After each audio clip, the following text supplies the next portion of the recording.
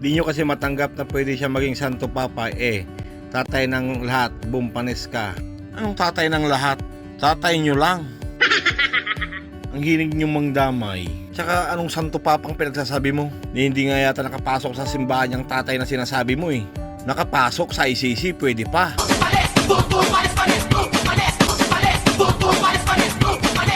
Anong Santo Papang pinagsasabi mo? Ganito ba yung Santo Papa? At huwag kayong matakot mamatay.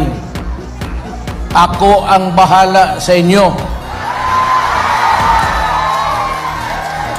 Sa bagay, iilan lang dito ang magpunta sa langit. Karamihan dito, impyerno yan. Kay Jesus! Alam ko, pre po, huwag kayong matakot.